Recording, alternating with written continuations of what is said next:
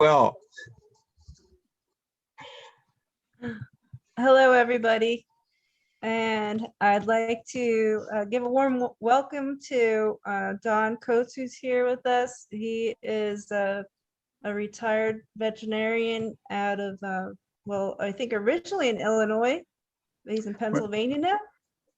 Well, I practiced in Delaware, and we live right on the border between Delaware and Pennsylvania. But yes, my home state and where I went to school is Illinois. University of Illinois is where I got my degree. So he's been both an animal medicine research scientist and a small animal veterinarian. And after retiring, you took up beekeeping. Is that when you started? Actually, a little bit before. It drug me in. It does that. It's pretty habit forming, yeah. So with your medical background and research scientist background, I saw that you had started to research on beekeeping management issues, and then also had a lot of work in microscopy with as it relates to mites and Nosema and pollen identification and the bee organs. And as I understand it, you're an advocate for not using antibiotics prophylactically. Absolutely. And an enthusiast of pollinator habitat, which I am as well. And Don's going to talk to us tonight a bit about Nosema and his citizen scientist survey. And thank you, Don, for being here. I appreciate it. Well, thank you. I'm not particularly skilled at this, but I've been working at it for quite a few years, so I hope I can have information worth paying attention to. So I need to go ahead and share my screen. yes.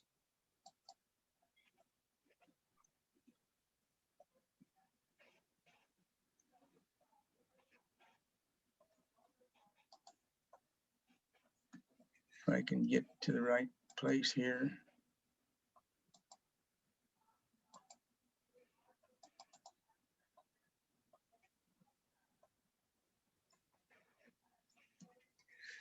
So is that showing up?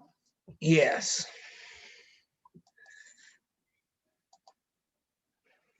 There it went to full screen. Is that it? We're at about 90% of the screen. It just has a column of the participants on the right side. So we've got a big display on the screen. Yeah, we can see So I it. can move you over there a little bit. There will be some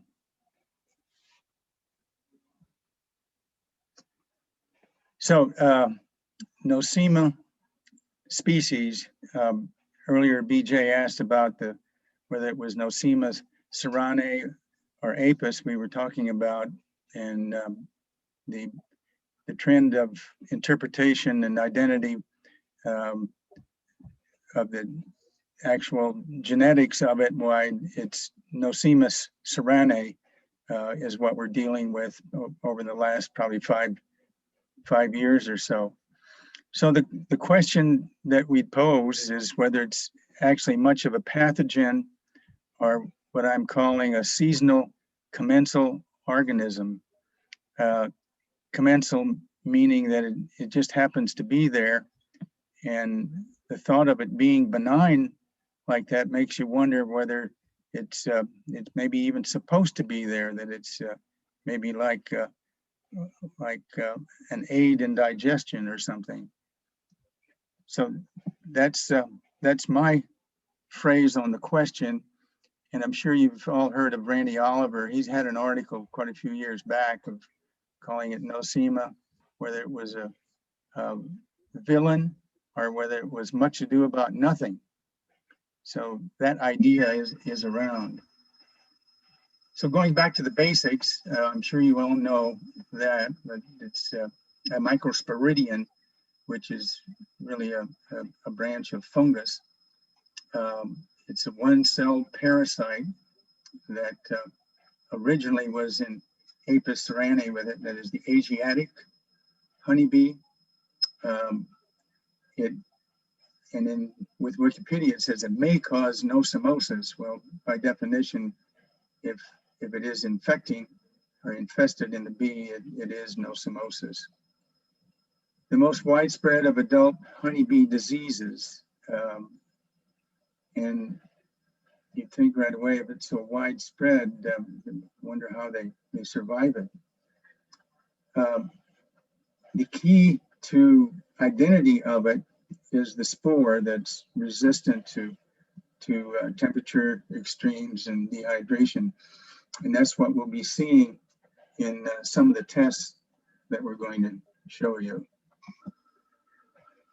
So I'll go out on a limb right away. The purpose of this presentation is to account for the theory that Nosema is a relatively harmless organism that is mostly associated with spring buildup and pollen flow, but consistently diminishes itself or resolves even as summer ends.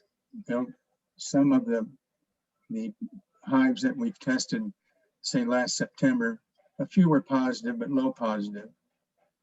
So when we say that it diminishes, why the measurement of positive value in a colony goes down, and the number of spores counted per bee in general goes down also. Does that make sense? Any questions? I'd be pleased if you just speak up. I only see 4 of you, but as we go along. We have a total of 15 signed on right now. Okay. So this cuts to the chase. Here's a report from New York. The author is not known, but it looks like they did a survey, as we're doing with the Chester County Bee Club, Bee Association, of every month, taking samples from a set of colonies and determine what level of spore count that they have. So you see each year, the September count was low and the June count is higher as you go through the different years, the subsequent years. So a simple graph to illustrate the point. This was not our study, but we hope to have one very similar, but will be more consistent. Something I'll touch on shortly too is, notice on the left, the gauge, the millions of spores per bee. That's the calculation that we determine with a tool called a hemocytometer. Hemocytometer is a little piece of glass that has a grid on it, where you can actually count individual spores on kind of a screen and do the math of the volume and determine how many spores per bee you have. And a figure that's not in the slides, but they're said to be, and I think the principle is diminishing, the threshold for where there's a recommendation to treat is right at 1 million. And if you see up here, that's the top of the graph. I'm puzzled by this because none of these go up to that threshold, where presently, as we're doing our counts, the spore numbers go up way beyond this. We'll have some hives that have 15 or 20 million spores per bee. It's kind of hard to wrap your head around, but that's what it is. So these are some of the issues around the question of nosemosis. And it always bothered me, as Shannon pointed out, my background in veterinary medicine, that the whole picture of nosemosis lacks a critical assessment of a clinician. There are a lot of people, both in the beginner books, whether it's Beekeeping for Dummies or even the more prominent individual authors, they'll always kind of dance around the issue and not make a stand that whether it's worth treating or not. So over on the left, and if I had an option or kind of a purpose, as Shannon and I talked, that some of you or other members might consider doing testing. It's really pretty easy, as you'll see. It's about a $200 microscope that will take you up to 400 power, and you'll see how you can collect the bees and macerate them in a baggie, and then take that supernatant and look at it under the microscope. And then to treat or not, I think the pharmacy of beekeeping pushes, like they do in the human medicine, to try to treat, saying that threshold of 1 million you ought to treat with fumagillin. It was suspected is usually based on observing diarrhea. Even in our club, whose a lot of members are experienced beekeepers. They've been keeping bees for 10 years, and they still associate diarrhea with Nosema. And fortunately, our membership is upwards of 600, and we did a survey, our citizen science group, and discovered that only 2 admitted using fumagillin last year to treat Nosema. So I think that's a good trend. The little fly in the ointment of incidents and the pattern of it coming on is that the northern climates seem to debate the issue more vigorously than the south. That's why it would be neat if your club or a combination of some volunteers would test down there. You could even send the samples to me. You can send them in the mail and be part of the survey. But Canada has a big concern about Nosema, and they've got public education programs to show how you sanitize the hives, try to get rid of the spores that are in there.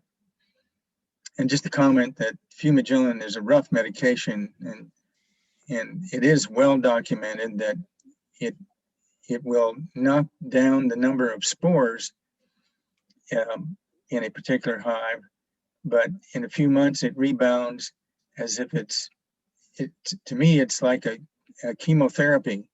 It may actually weaken the hives, and it's documented that they get worse when they recover from the treatment. Now, I already talked about the diarrhea and that there's a source of confusion typically in the spring.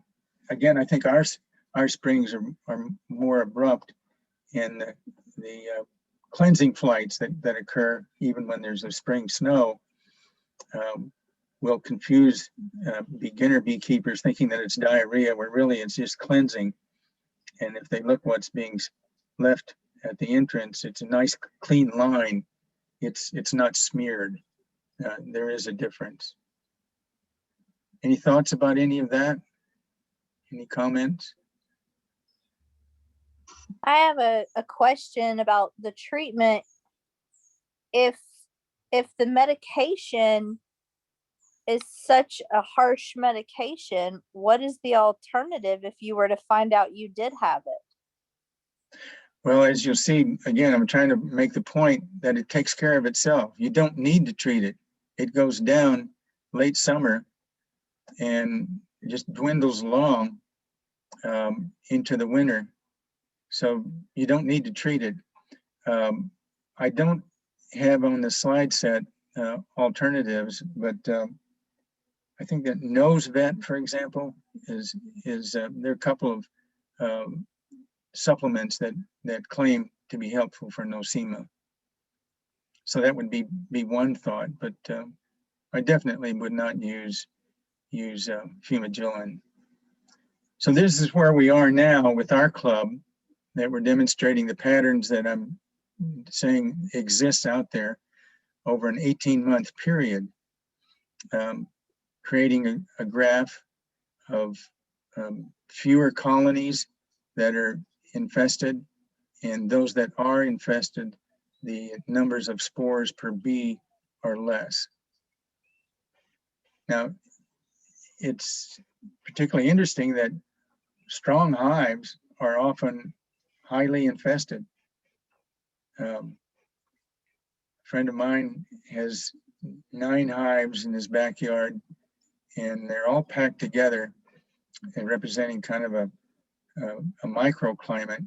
And all of his hives that we tested were, say, like above 5 million, and some of them 10 million. The thought of it cycling with the season is documented, and literature search will show that. And the behavior of it, as Randy Oliver has commented in some of his lectures, probably in some of his printed material too, that it follows the pollen flow. I don't have it listed here, but it's said to also be favored by shaded hives. Full shade hives are higher humidity. It is not overrepresented in die-offs. I've tested a lot of die-offs, and this would be in the winter, and occasionally they will be positive, but it's clearly way off the range where you see healthy hives that have high spore counts. And the real puzzler is you got to have an imagination to think that there are any signs in your hive that are clinically significant. That again, I'm pointing at diarrhea. If the diarrhea is there, it's really related to a nectar source or some toxic experience that they're getting. I think some of the particular honey, what is it? The honey that's on pine trees. Honeydew? Honeydew, yeah. Honeydew is somewhat involved in that. So the only clinical sign that might be seen, back up again, you don't really see the K-wing or the classic crawlers or whatever that are indicators of sick bees. But the literature suggests that infected bees have higher metabolic rates and shortened lifespans. We discussed that with one of our Pennsylvania state inspectors, and here's a tidbit of information on a die-off. Typically, if you have practically a bee-less die-off, that is, all the bees died elsewhere, they didn't accumulate in the bottom of the bottom board or on the bottom board. That's related probably to a virus caused by Varroa, that they went off and died and didn't make it back. So now more to the mechanics, the background of the organism. If you see these little bluer lines, that's the polar filament. The mechanic, here's the spore that's shooting out a polar filament, which injects itself into the cells of the ventriculus, which is the stomach. I should say the ventriculus, the true stomach, because they also call this the honey stomach. Of course, it's the crop, the little tank that holds the nectar and gets regurgitated. So here's where the organism penetrates the cells and multiplies itself, forming more what are called vegetative phase of the organism, as well as more of the spores themselves. I think these slides are self-explanatory.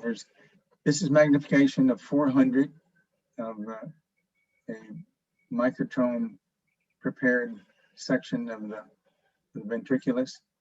And you can see the kind of fuzziness there, which is right here, the greater magnification. And those clearer ones are probably the spores, and the darker ones are the vegetative form, those with the polar filament. So that's how it does multiply, and just looking at that can explain the potential of how much spore infestation can be in an individual bee. Don? Yeah.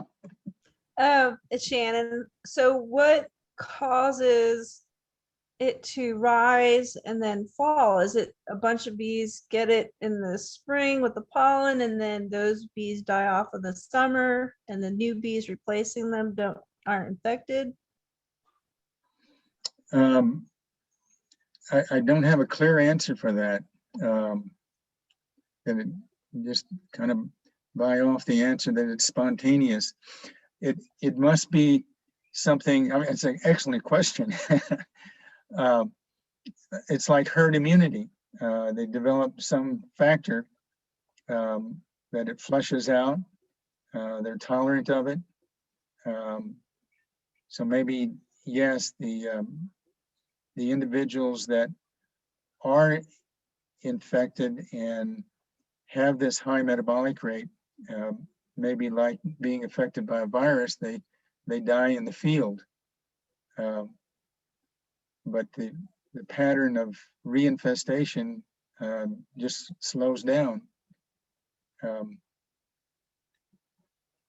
don't know if that answers your question. It dances Thank around you. it. Sure. So this is a quote from a researcher in Indiana, that there's another peculiar thing about a honeybee, that in the stomach, it has a plug. It's called a paratropic membrane that actually is like a section of gel that it normally protects the bee from other parasites. Apparently, they do get amoeba parasites, by the way, but Nosema is able to penetrate that membrane. And the final line there is that Nosema is associated with other bee diseases. It could be there, which might account for a weakened protection that polar filament is going through. See that plug oozing out? This is a cross section of the ventriculus, cross section of the true stomach. And that plug is inside just a section of gel that protects and probably dilutes other toxins from the lining of the stomach. And this is the gel itself, that it has fabric texture to it. I pulled it out and was able to actually stain it. It's a unique feature of the honeybee. I've seen it written that other insects don't have this. Here's a slide of what Randy Oliver calls a gut squash, and merely taking the abdomen of a honeybee suspected of having Nosema and squeezing it onto a slide, and then put a cover slip on it. And you can just imagine the intensity of what all those organisms are in that stomach. I'm sure the honeybee was alive while it was infested. And here the gut squash from a honeybee. So here's the process. I'll use the pointer. That first of all, you've got a microscope with 400 power, Doesn't need to be expensive. I listed 20 to 25 bees because that's what we find is workable to get our test done quickly. And I noted here that 70% alcohol or even 50% is sufficient to preserve them. And then when you take them from this alcohol wetted baggie, you start adding water to it, just tap water.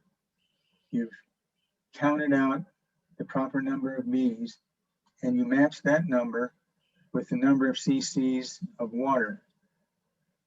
Now what you'll see here shortly is I'll put a drop of that. By the way, the fork is there just to use as a tool to count them out. And we'll take a little pipette and put a drop of the supernatant right there. And you'll see that here shortly. This is the jar that I use to squash the bees. Just roll it on top of them. Can you all see that? Yes. Okay. So it's all set. And this is what the slurry looks like. There's the supernatant. Now I took this picture to show a possible mistake. And again, this would be in the conversation about good technique. When I collected these bees, I had 91% alcohol. And I think that was so strong that it fixed the stomachs and made them real firm jelly-like. And so I'm having trouble dispersing them. They're staying together. So that's a side note to pay attention to in the future if any of you want to try the technique. So here's the drop from the pipette, and it's going to go in that little slot. And then we're going to count it. This is what the screen looks like through the microscope. This is a block of cells. There's 16 there, and there are 25 blocks. I'm only mentioning that because it formulates a math model that gives you how to compare one of these squares with the volume or the concentration of spores per cc. I won't go into that because it spins my head around trying to do it, although it is simple math. So that's the procedure, and here's the kit description that I have sent out in the past, which again, if any of you would want to take this invitation and start sending me, say, 25 bees every month from your hives, I'd be delighted to include you in the survey. You'll get a lead pencil, some mailing bags and labels. There'll be a small data slip that you complete every 3 months, and I'll give you mailing envelopes. So in your area, it would not be a particular challenge to lift the inner lid and scoop off 15, 20 bees. I've changed that 15 to 25, and that could be in a discussion if any of you participate.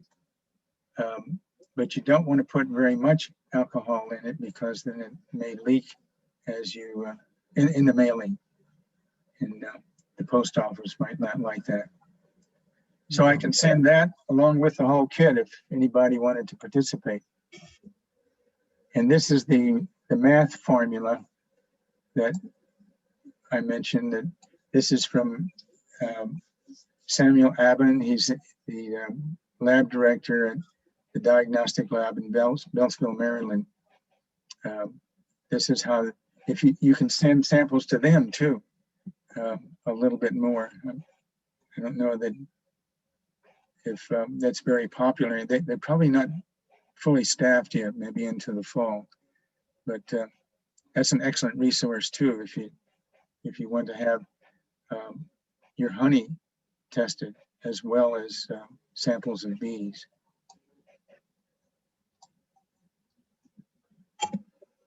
So, and here's the simple method.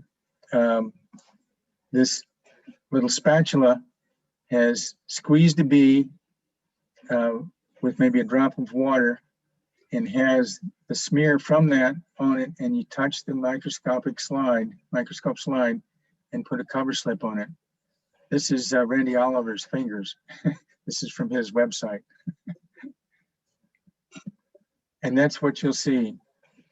So the scaled down easy technique is to just use either a gut squash bee or a cluster of them in a baggie and divide. This is called a field of view. You would divide that into 4 quadrants and then use this formula or these grades to determine whether they're 1, 2, 3, or 4. Some samples will have so many spores that you can't count them.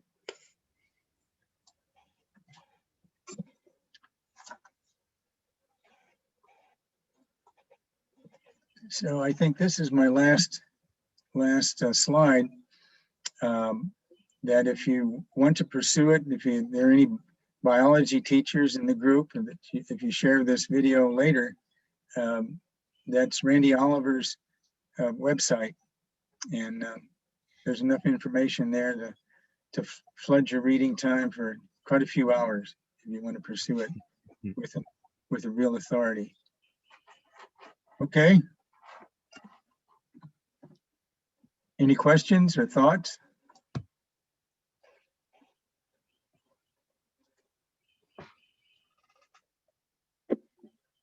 Yes, Don, I do. This is Shannon again. So how many tests have you guys done as a group? And how many years have you been doing this? We're into it about 6 months, and clearly the pattern was lower in the winter, and now it's much higher in the spring. So we've got another 9 months to go or so. Okay. Well, that's not the correct math, but Your goldenrod flow is mid to late September. that's correct. Yeah. Yeah. So does it cause the count to go back up? I noticed the count was always low in September, and if it's tied into pollen, I'm curious. Well, that's a good thing to look into. Yeah, we have goldenrod and asters, which is about the limit of, no, there are several asters. Most people think of New England asters, but there are a lot of native asters. It would be easy to pollen track and see if there is a relationship. Fact is, I've assigned myself another related look to find to look at bee bread, the actual comb where the pollen has been stored, to see if there's Nosema in the bee bread, which I'll be reporting also. So typically in the South, the quality of our pollen in the heat of the summer, August, late July and August, goes down. So nutritionally, the bees are disadvantaged by that. And the idea of giving pollen substitute and medicating starting the 1st of August for the mites is our typical schedule.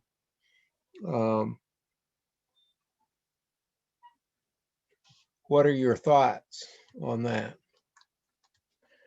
Well, maybe the nutritive value of spring pollen is commensurate with encouraging the Nosema to proliferate.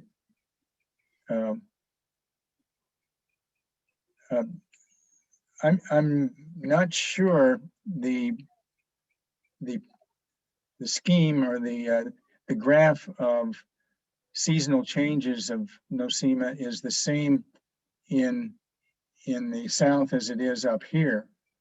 I said before that even up in New York, it's more pronounced as the graph is rather distinct.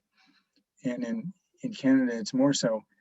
It would be, well, back up another comment that BIP, Bee and Farm Partnership, has long-running graphs of incidents of Nosema too, but they pool all of their material into one to make the graph. So it's less dramatic of a change because I think the South is more even. I would expect that. So another really sincere invitation that if 2 or 3 of you could send me samples of bees once a month, I'd be very pleased. We would be too.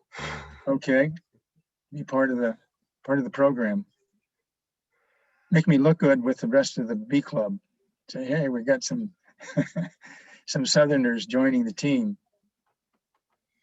Mr. Don, this is Ryan Sarks, and I've got a question. Have you checked on the relation to feeding your bees probiotics versus the Nosema counts?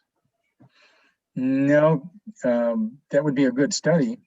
I'm almost making Nosema akin to a probiotic because it's there when things are really booming.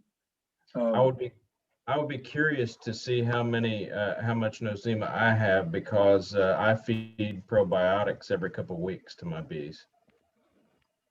What probiotic do you use?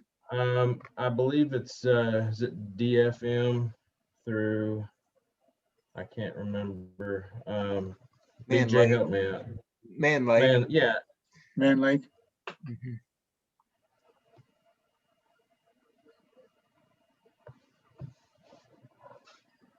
Yeah, if you sent me samples and somebody who does not use probiotic also sent samples, that would be an interesting comparison.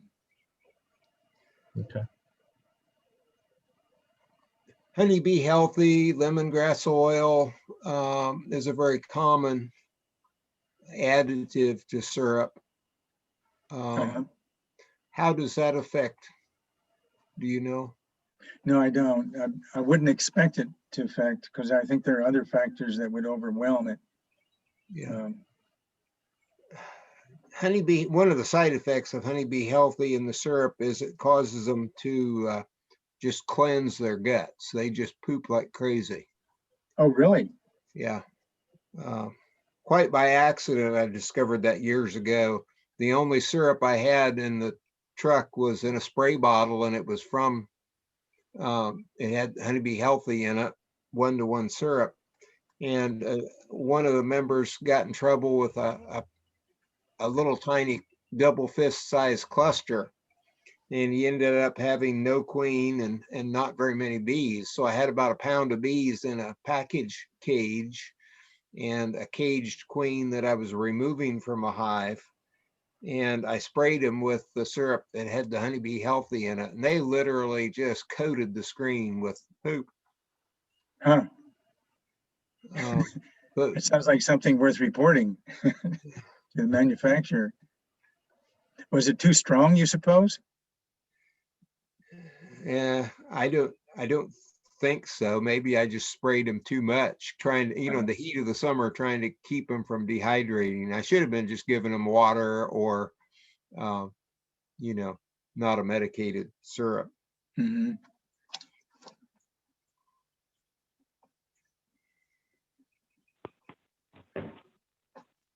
I gave Randy Oliver's website, but I didn't show my email. If you'd like to make note of it, so you can invite a package of materials for sending in bees. It's very simple. It's doncoates@verizon.net.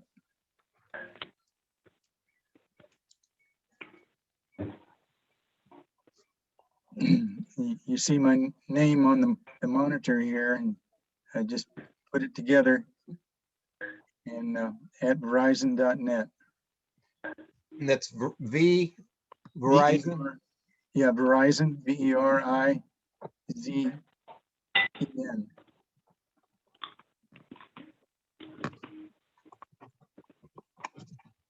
And I think we probably have it on some of the communications that Shannon has given us also. Yeah, Shannon has it. I'll share it. Yeah. Good. And if there's anything you want me to share with the group as well, Dawn, feel free to forward it to me as well in my email. Okay.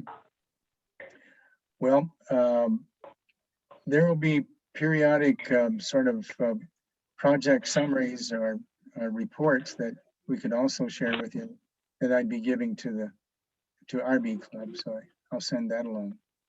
That'd be great. Good. Well, thank you Anybody for your else have attention. questions? We've got a lot of people that are muted. If you touch their space bar, it will unmute you while you speak.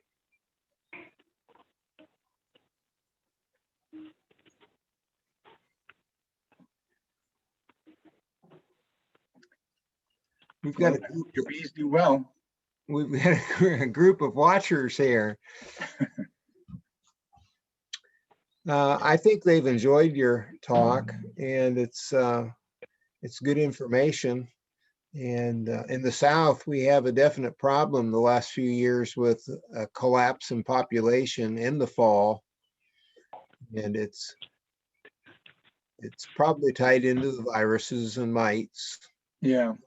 It's very, very difficult to know that you have control of the mites unless you do some sampling and test to know what the status is. And with our long season, they can even rebound from treating in August. The part of the strategy here is to use the goldenrod and aster to generate a whole new population of bees that are healthy to go through winter. But between ag chemicals and lawn chemicals and all these different things, we're trying to understand things that we can control, and that's why Nosema is so interesting. Well, again, it's my opinion that you need to worry less about Nosema. There are other factors that you can have better effect in being successful. Yeah.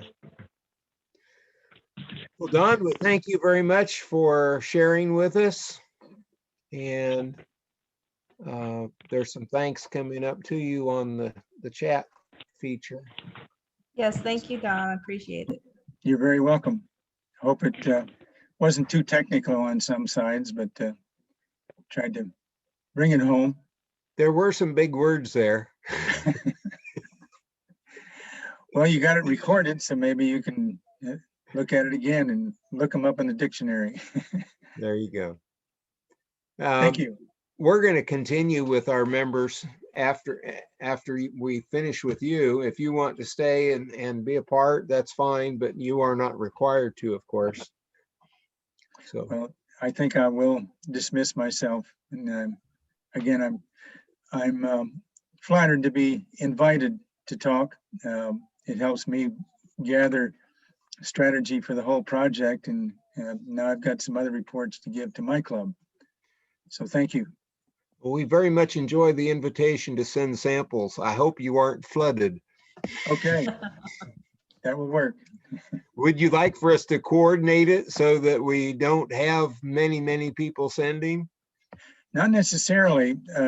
You could pick like the middle of the month, or say the first week. It's actually better to have them all together. I do have a lab technician who helps me, so we can go through quite a few samples in a few hours. So Well, send them on. my suggestion is if we have them sent to Shannon and then we can distribute them from that one point, That'll work. that way we will know who's getting the packets. So if someone does want to send samples in, realize that it would be good to do it once a month for several months, if I Yes. understand Don right. Well, through the full year. Okay. That tells the story, yeah. So, And if you have any dead outs, you want tested. Dead outs and healthy ones as well. okay. All right, Thank you, Don. you're welcome. Thanks. Thank Thanks. you, Don. Okay, members. We are going to go ahead with a workshop in July. We've asked Bob McKenzie, who is, I believe, still gone on a trip to Alaska with son Patrick, who graduates this year. And we will hopefully use his facility and the bees that are there at his house. It will be recorded, and I'm not the technical person, so I'm not going to say more than the fact that it's just going to be recorded. But however many people show up, I'm sure we will want masks to be worn, and we will be keeping the groups as small as possible. In this kind of a thing, you have to do some things in large group, but hopefully it would be a matter of rotating small groups so that we could have everyone in close to see what's going on. But the primary function of the morning workshop would be diseases, pests, identification, and treatment methods. And the key to having it in July is if you're going to treat for mites and get good control, you need to start that treatment in early August. We're going to be using some formic tomorrow and kind of do a treatment right now to get the mites down low at this time. Formic is the treatment that you can use even when you're making honey, because there is formic acid in honey. But we're at a point where if you think just treating once a year will keep your bees healthy, it needs a little bit more. And the only way you can know whether you're adequate or not is if you are doing testing for the presence of the mites. And you could do that easily now. You can do it a couple weeks after your treatment finishes to see what your situation is. But you can have two hives that are identical with brood and health and population side by side, and one rebound with mites a month after you treat, and the other one, the mites are low. And these are things that we can't really allow for without, doing a test. We'll be sending out information on the workshops, and we will have members of the club that are working. Bill's going to be a part, and of course our officers and directors as possible. Has anyone heard anything from Bernadette? Anna, Shannon, have either of you tried to contact? I haven't tried to contact her either. No. Bernadette is a longtime member of the club, and she is in nursing, but she went out to Louisiana to help her brother get his bees started for the spring, and she ended up in the hospital. And that was a week ago. So Bernadette's a very good friend and a part of the club. Any questions, any announcements, anything we need to know or share?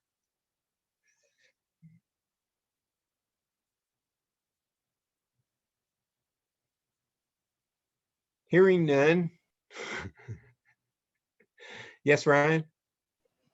Oh, I was just going to mention, I don't know if anyone noticed that the website went down for about a day and a half. We had to do some updating in the background and some tweaking on the server, but it is back up and running and up to date. And actually, it's a secure website now too. So If you haven't looked at the videos, there is a link on the website to take you to a YouTube channel. And is that available to non-members, Ryan, or just members? The YouTube channel is available. Obviously, they can't attend these live sessions unless you Mhm. pay to participate. You're a member of the club with your annual dues. But the videos, we'll get them up between Shannon and I. We put them up within probably a month. So there's a little bit of a delay on. Sometime sooner we'll get them up, but just kind of depends on how busy we are. But a lot of the first time beekeepers run into situations you don't have any history. And the YouTubes are a progression of the development of 4 hives that we installed on the 1st of April, released on Easter Sunday, the 4th of April. And as far as the adding frames to the center and feeding, these are all things that are discussed as they're evaluated. But with your bees, if you will learn to evaluate 2 weeks into the future, make a note of what you expect the hive to need. And of course, you will miss that mark frequently because weather conditions and bloom cycles affect what you think is going to happen. But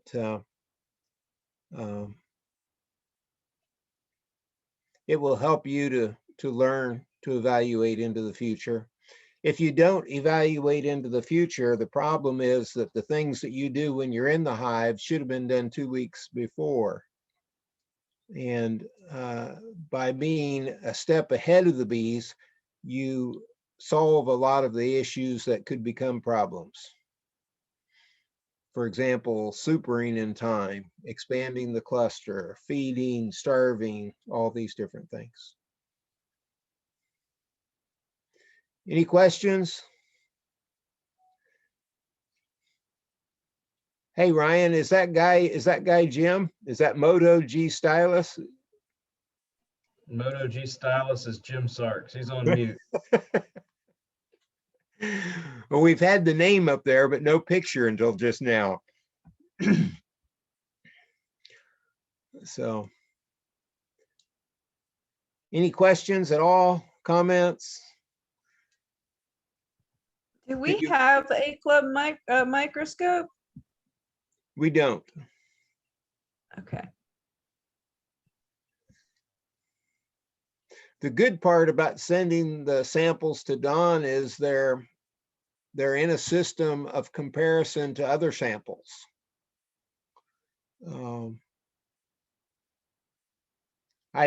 How many of you have access to a microscope? I know Shannon does.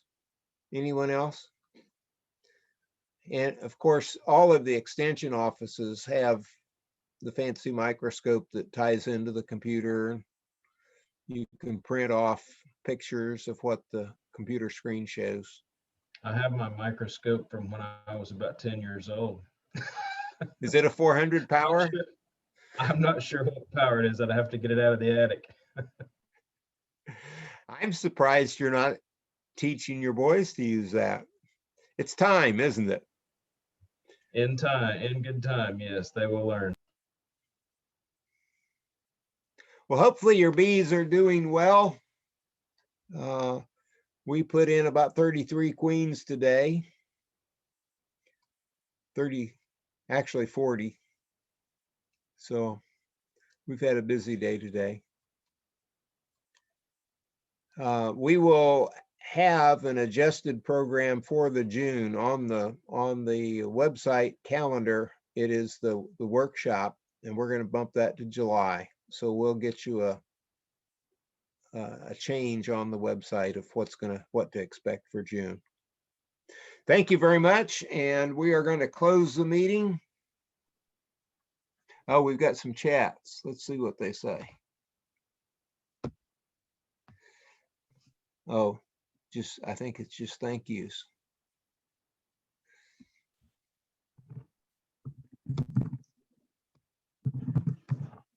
Thank you, Shannon, for getting Mr. Don.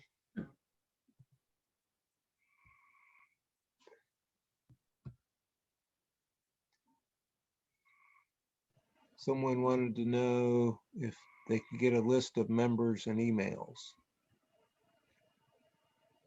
for mentorship. Hopefully the YouTubes on the website will act as kind of a mentoring process. Just remember, you can always go to the website and hit the button for Ask the Professor, and that goes to Ryan, and he's very good as far as answering questions. Thank you all. We're going to close and stop the Thank you. recording. Thank you. Have a good night.